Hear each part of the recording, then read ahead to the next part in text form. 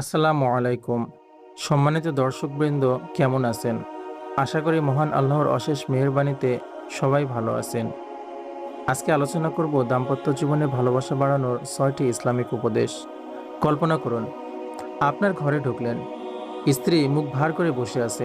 আরেকটা দৃশ্য কল্পনা করুন, আপনি ঘরে ঢুকলেন, প্রথমেই বললেন আসসালামু আলাইকুম ওয়া রাহমাতুল্লাহি ওয়া বারাকাতুহু। মুখে হাসি, হাতে ছোট্ট এক উপহার, কণ্ঠে মিষ্টি কথা, সাথে সাথে তার মুখে ফুটে উঠল হাসি। এই ছোট্ট ছোট্ট সুন্নাহগুলো দাম্পত্য জীবনকে স্বর্গের মতো সুন্দর করে তুলতে পারে। আজকে জানাবো দাম্পত্য জীবনে ভালোবাসা বাড়ানোর ৬টি ইসলামিক উপদেশ। ১. সালাম ও মিষ্টি কথা বলা। নবীজি সাল্লাল্লাহু আলাইহি সাল্লাম বলেছেন, তোমাদের মধ্যে সেই ব্যক্তিই সর্বোত্তম যে তার স্ত্রীর জন্য সর্বোত্তম। তিরমিজি। তাই ঘরে ঢুকেই বলুন আসসালামু আলাইকুম ওয়া রাহমাতুল্লাহি ওয়া বারাকাতুহু। কোমল কণ্ঠে কথা বলুন, রূঢ়তা এড়িয়ে চলুন। বিশ্বাস করুন, একটা মিষ্টি কথা ঝগড়ার পাহাড়কেও গলিয়ে দিতে পারে। ২. ছোটখাটো সাহায্য করা। অনেক সময় আমরা ভাবি গৃহস্থলীর কাজ মানে শুধু স্ত্রীর দায়িত্ব, অথচ রসুল সাল্লাল্লাহু আলাইহি সাল্লাম ঘরে সাহায্য করতেন, নিজেই জামা সেলাই করতেন, কাজ ভাগাভাগি করতেন। তাই বাজার থেকে কিছু নিয়ে আসা, রান্নাঘরে পানি এগিয়ে দেওয়া, কিংবা খাবার টেবিলে হাত বাড়ানো, এইসব ছোট ছোট কাজ হৃদয়ের গভীরে ভালোবাসা তৈরি করে। ৩. উপহার দেয়া। উপহার মানেই দামি কিছু হতে হবে এমন নয়।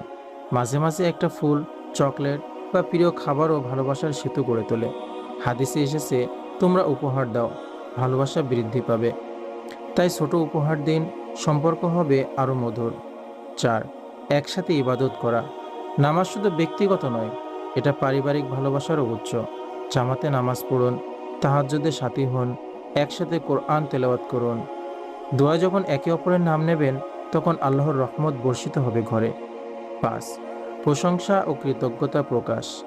স্ত্রী রান্না করেছে, হয়তো সময় দিয়েছে, একটা জাযাকাল্লাহু খায়ের বললেই তো নতুন উদ্যমে কাজ করবে। প্রশংসা মানুষকে জয় করে নেয়। তাই ছোট ছোট প্রশংসা, কৃতজ্ঞতা আর সুন্দর শব্দ দাম্পত্য জীবনে রঙিন আলো ছড়ায়। ৬.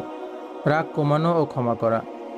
ঝগড়া, মতভেদ এসব প্রতিটি সংসারেই হয়, কিন্তু মনে রাখবেন, ক্ষমা হলো ভালোবাসার জ্বালানি। রসুল সাল্লাল্লাহু আলাইহি সাল্লাম কখনো রাগকে দীর্ঘায়িত করতেন না।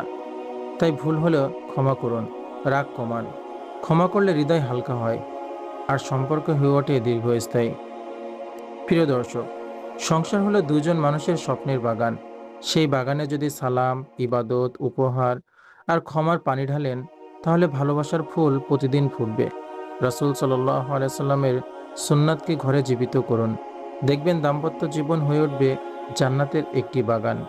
এই ভিডিওটি যদি আপনার হৃদয়ে একটু হলেও আলো জ্বালায়, তবে হেদায়েতের গল্প চ্যানেলকে সাবস্ক্রাইব করুন আর ভালোবাসা ছড়িয়ে দিন আপনার প্রিয়জনের মাঝে।